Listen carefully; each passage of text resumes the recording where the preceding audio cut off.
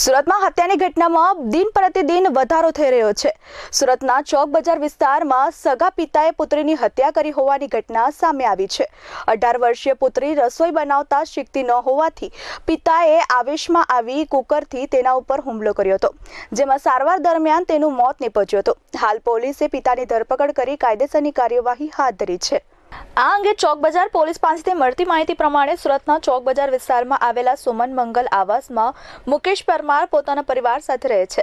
તેમના પરિવારમાં પત્ની, 2 પુત્રી અને 2 પુત્ર છે। ત્યારે છેલ્લા ઘણા સમયથી તેમની 18 વર્ષીય પુત્રી હેતાલી પરમારને રસોઈ બનાવવાનું માતા પિતા કહેતા હતા, પરંતુ પુત્રી કઈ શીખતી નહોતી। ત્યારે ગઈકાલે બપોરે ઘરના સભ્યો હાજર હતા, ત્યારે પિતા મુકેશ પરમારે દીકરીને રસોઈ બનાવવાનો ઠપકો આપ્યો હતો, જેથી દીકરી અને પિતા વચ્ચે બોલાચાલી થઈ હતી। ત્યારે આવેશમાં આવી પિતા મુકેશ પરમારે રસોડામાંથી કુકર લાવી દીકરીના માથા ઉપર મારી દીધું હતું, જેથી તેનો ગંભીર ઈજાઓ પહોંચી હતી। દીકરીને ઈજાઓ વધારે થઈ હોવાથી તાત્કાલિક જ તેને સારવાર અર્થે હોસ્પિટલ ખસેડવામાં આવી હતી, પરંતુ માથામાં ગંભીર ઈજાઓના કારણે દીકરીનું મોત નીપજ્યું હતું। સમગ્ર મામલે ચોક બજાર પોલીસને જાણ થતાં પોલીસે ફરિયાદ નોંધી પિતા મુકેશ પરમારની ધરપકડ કરી છે। પોલીસે હત્યાની કલમોનો ગુનો નોંધી પિતાની ધરપકડ કરી કાયદેસરની કાર્યવાહી હાથ ધરી છે।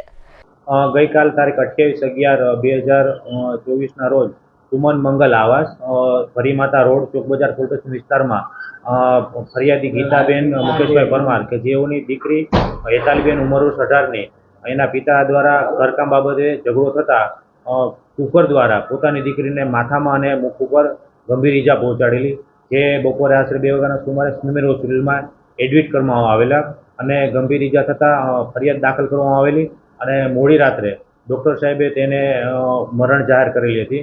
આ બાબતની ચુસ્ત તપાસ કરતા આરોપી જે છે એ પોતાના ઘરે જોઈ તેઓને પોલીસ સ્ટેશન લાવીને પૂછપરછ કરતા તેઓ પડી ભાંગેલ અને તેવું કહેલ કે મારી દીકરીને બપોરે હું હતો ત્યારે ઘરકામ બાબતે બોલાચાલી થયેલ, એમાં ઉશ્કેરાઈ જાય અને મારાથી કુકરના ઘા મરાયેલા છે ને તેમાં તે મરણ ગયેલ છે।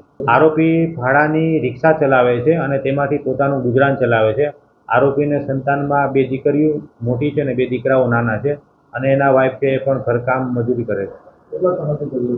આ છેલ્લા 3 મહિનાથી આ ઝઘડો શરૂ થઈ રહ્યો છે બંને વચ્ચે। Bureau report S24 news Surat.